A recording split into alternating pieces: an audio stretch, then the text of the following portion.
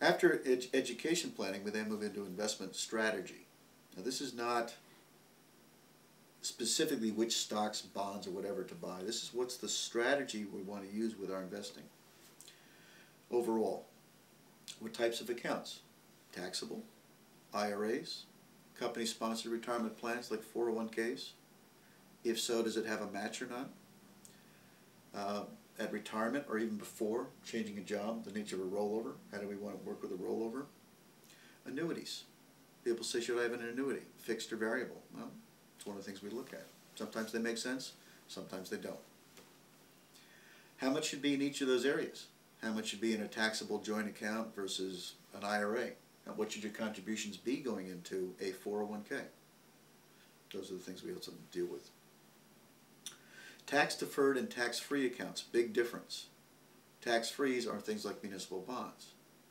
You never pay tax on the interest, but the interest is relatively low. Now for people in certain tax brackets they're a fit, but they're not for everyone.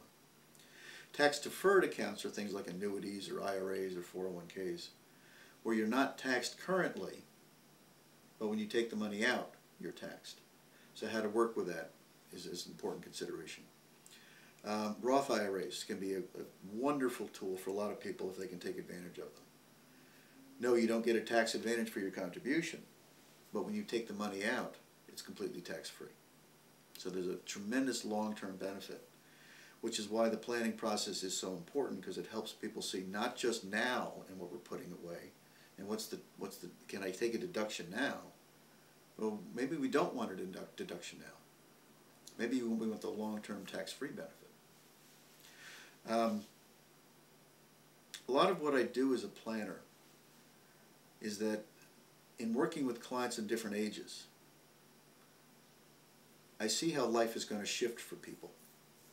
What's important to you right now, say in your 30s, is going to change when you're in your 40s.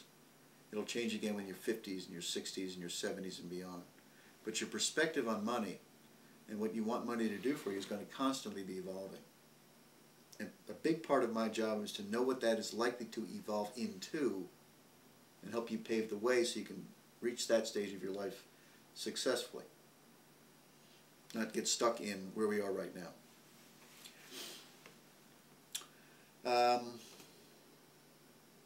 How do we want to manage our investments? Do we want to manage them in separate accounts? Do we want to manage them in mutual funds, individual stocks, individual bonds? All these different things.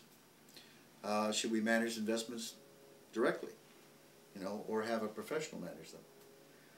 I don't manage my own investments, and I don't recommend anybody does, frankly, with the possible exception of Warren Buffett. Why?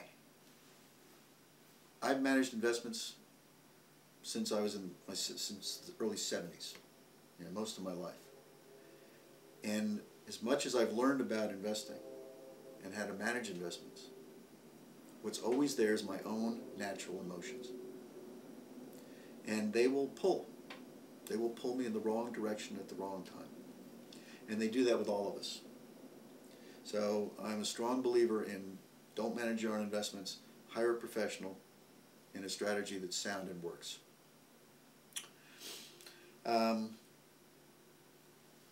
Should your investment advisor be a fiduciary or a non-fiduciary? Fiduciary is one who's willing to share the liability with you. Actually take on the liability or the fiduciary role.